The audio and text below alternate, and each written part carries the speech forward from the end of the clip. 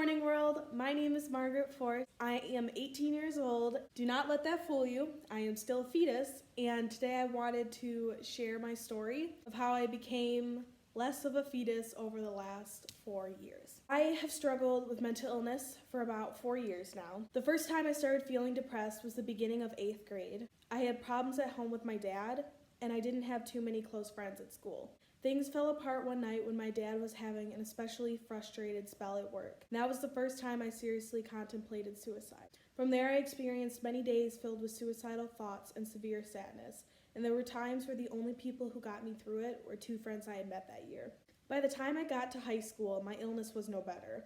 At that point, I had reached out and asked for help, and I had been declined any. School got harder, extracurriculars drowned me. Lots of nights I was deprived of any good sleep, and my thoughts continued to worsen. I hated myself. I hated my body. I hated my personality. I hated the fact that I was even able to be alive and make the lives of the people around me miserable. I wanted myself dead. I really, really wanted myself dead. I saw it as the only choice, the only way to really help people in this world, despite what many of my friends would try to tell me. And yet, for reasons looking back that I can't even explain, I pushed on. No matter how bad it got, no matter the devilish words that persisted to exist in the back of my head, telling me that I was worthless, telling me that I deserved to be dead for all the mistakes I had made, I continued to show up to school and act like everything was okay. Eventually, some drama went down in the one program that made me feel like I had people by me and there for me. I thought I had lost every single one of my friends, and I truly believed that sincerely no one wanted me alive anymore. The week after everything went down was the first time I cut.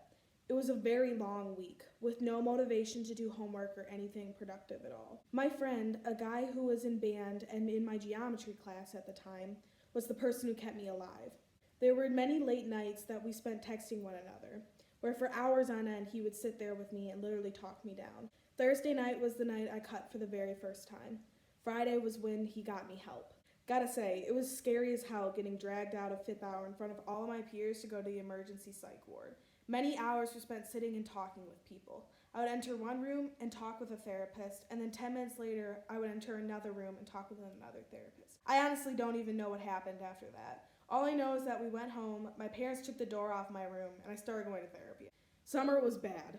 I had no clue how many people knew what had happened, and I had lost my best friend in all the fuss. Over my dead body did I want to go back to the program that had made me feel this way, but I knew that I couldn't quit. I continued to cut, although therapy was already helping a lot. Alas, summer ended. I still wanted to kill myself, and suicide was still constantly on my mind. There were nights where it got so bad that I thought to just grab some pills and chug, but I came back to school and life moved on. I continued to cut. Although there was a lot that happened in my sophomore year with suicidal feelings, my number one issue was cutting. It was like an addiction. When my thoughts got really bad and I truly believed that I was done for, I would grab the razor. I think about 3/4 of the way through the year was when I finally convinced my mom to let my therapist write me a prescription for antidepressants. I think that I thought that if I popped a pill once a day, things would magically turn towards rainbows and puppy dogs like it did all those years ago when I was just a child. And although the pills helped aid a lot with those feelings of sadness and constant state of being helplessly shoved underwater, I still had a lot of issues with self-image and self-esteem. That is, until I started writing. I had always been praised for my writing, so I figured I could write a book. I could address all the feelings I had dealt with and all the things I wish people had said to me when I was struggling could be written down and shared with the world. I could reach out to people without even forcing them to open up to me first, and I would be able to really help people. But so far, the person I have helped the most from that book is me. Writing quickly became my outlet.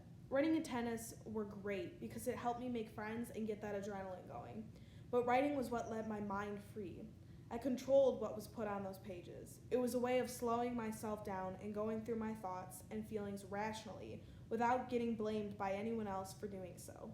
By the time I reached junior year, I was already changing. My personality was aging and my self-esteem was growing stronger by the minute. I had realized that I have passion, I have love, and I have a purpose on this earth. I refused to let go a lot of times solely because I knew that there was no way for me to help people if I was dead. I continued to cut, although admittedly, a lot less. I still continue to have bad days. I mean, who doesn't? I would miss sleep, maybe forget to take my meds, and sometimes there were days where I was fully rested and on my drugs and was still sad. Writing got me through those days.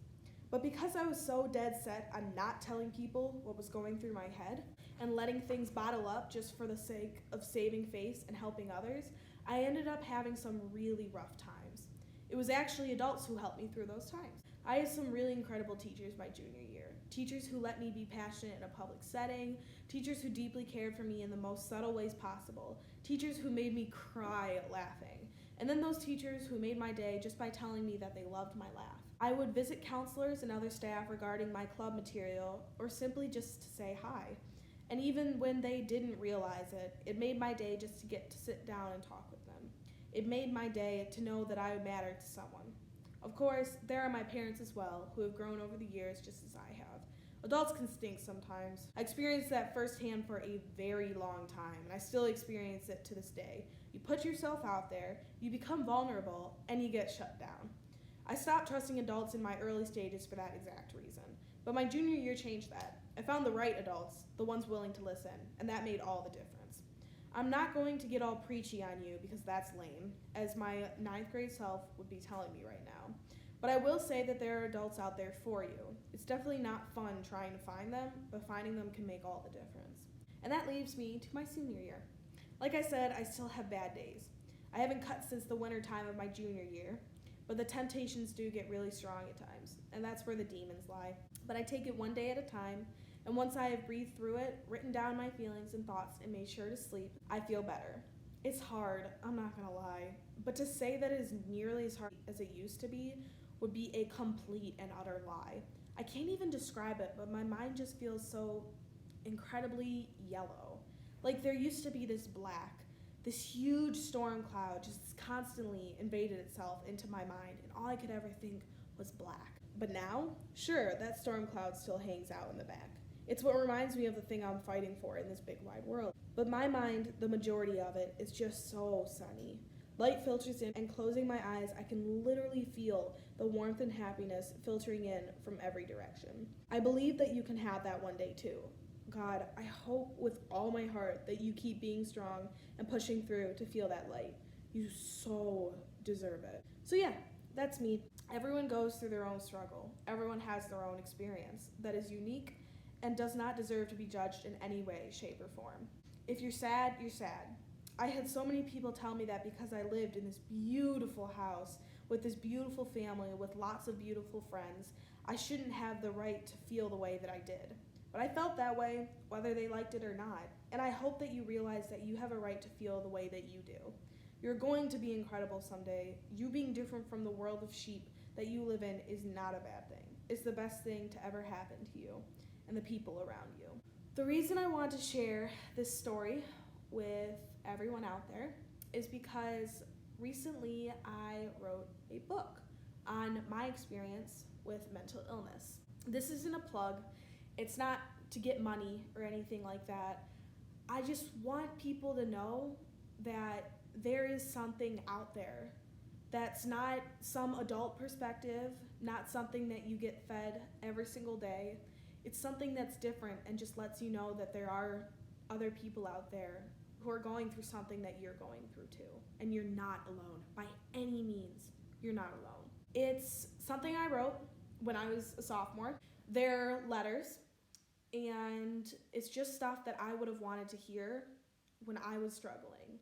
So enough with the yickety yakking. This is my book. It's called Letters to the Average High Schooler by Margaret Force. It's got the cute little elephants on the front. It is available online in the link in the description below. I hope that you know how strong and incredibly amazing you are. And I hope you know how much I and everyone around you needs you on this earth. I love you guys. Have a wonderful day.